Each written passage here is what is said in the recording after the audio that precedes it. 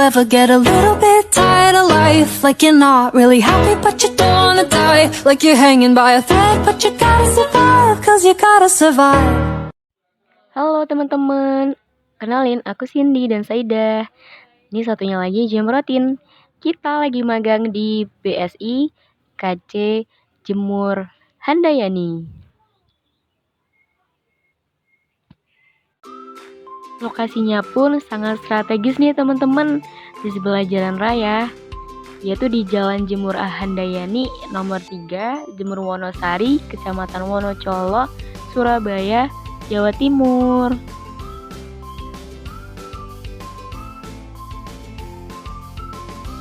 Sebelum memulai aktivitas, jam 7:30, pihak BSI biasanya kumpul dulu teman-teman, yaitu ada absensi, doa pagi, evaluasi, dan juga briefing.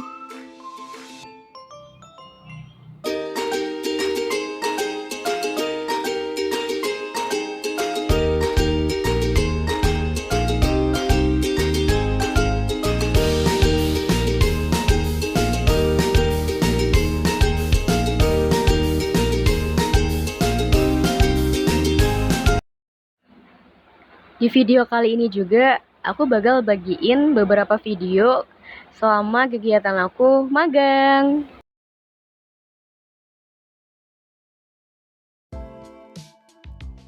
Video ini aku dan kelompok magang aku lagi berada di asrama haji. Jadi BSI KC Jemur Handayani buka layanan untuk penukaran uang real. Karena waktu itu musim haji, jadi banyak sekali teman-teman dari berbagai warga itu tukar uang loh di BSI. Dan untuk menarik pembeli, pihak BSI menyediakan merchandise. Ada payung, ada tumbler, ada gelas, dan juga ballpoint. Kegiatanku yang ini sedang menginput data nasabah teman-teman, yaitu untuk pembukaan rekening SI Wadiah. Jadi kita membantu nasabah untuk pembuatan rekening baru di BSI. Untuk pendaftarannya pun melalui digital. Jadi untuk sekarang BSI berfokus untuk lebih ke digital banking teman-teman. Jadi lebih mudah, lebih fleksibel, dan tidak memakan banyak waktu.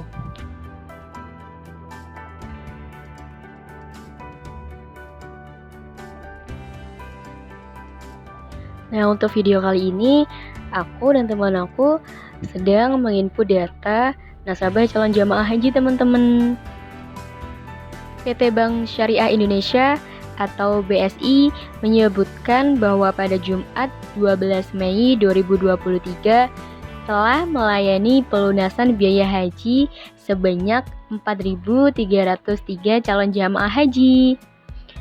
Dan sebanyak 208 nasabah diantaranya melakukan pelunasan melalui mobile banking, yakni BSI Mobile.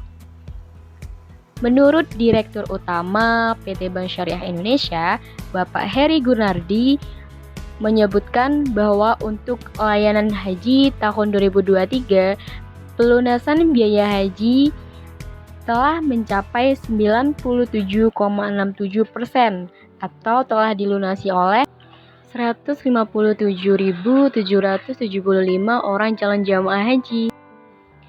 Dan video ini aku sedang mengecek kelengkapan data nasabah yang mengajukan pembiayaan kredit usaha rakyat atau KUR pada BSI.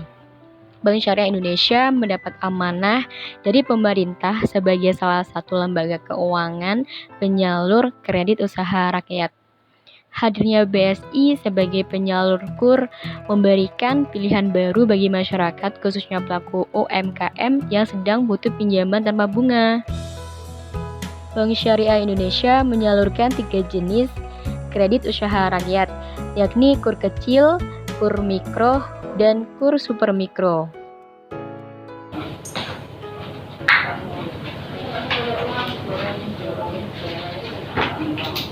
Ini contohnya nasabah A ya.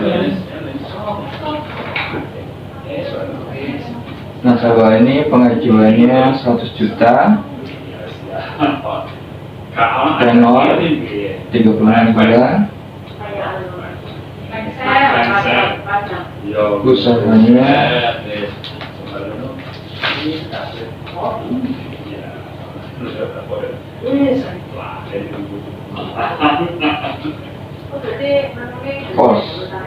kos-kosan.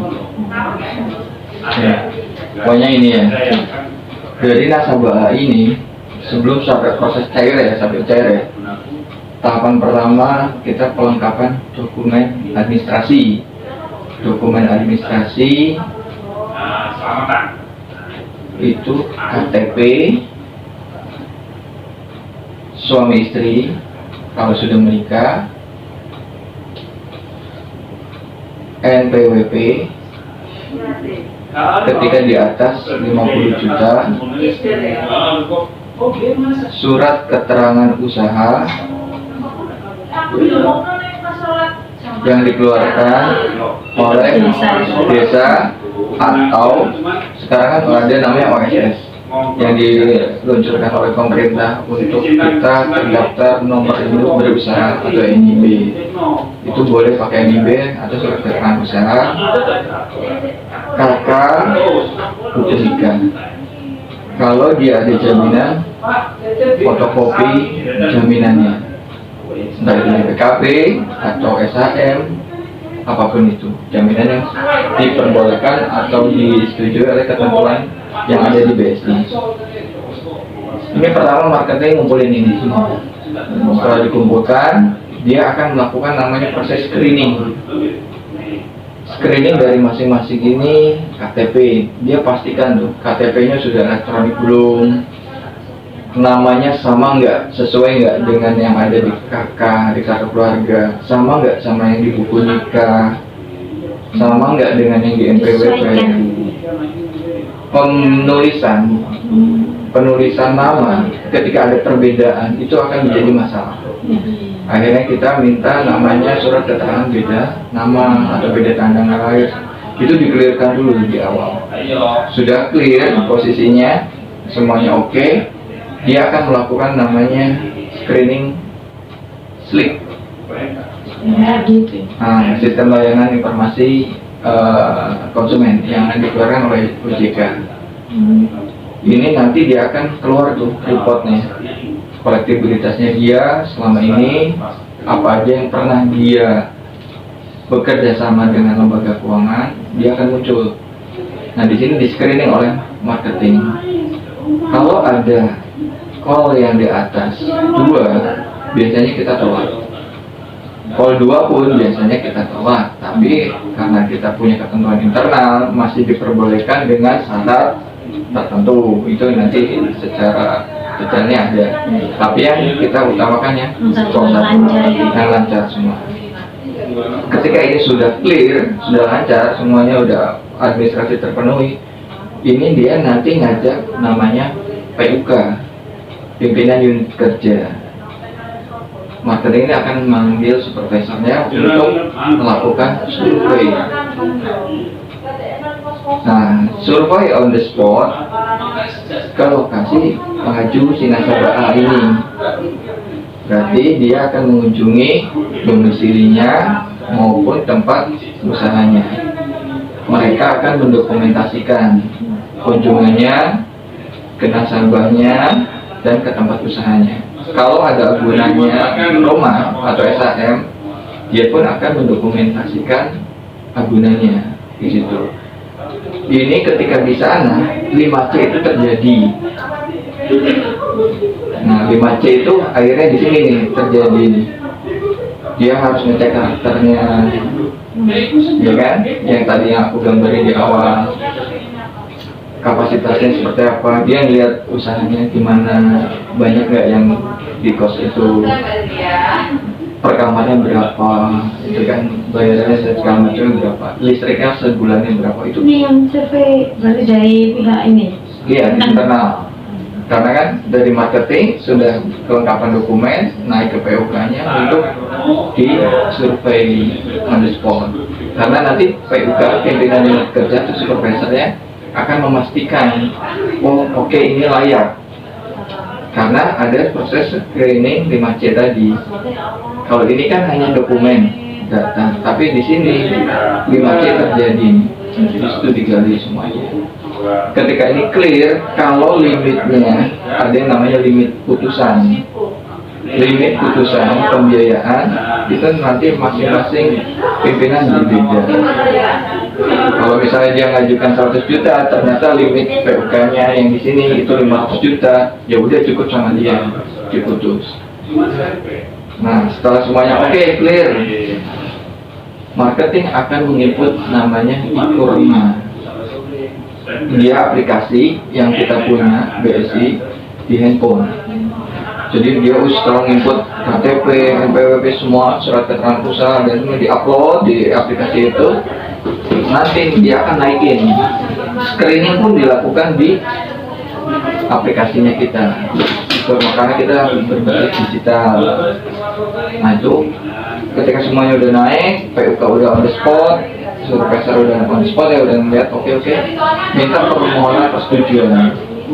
Nanti baru pimpinan akan menyetujui, nge-approve ya, menyetujui. Nanti ditariklah data tersebut ke bagian operasional di tempat timnya saya.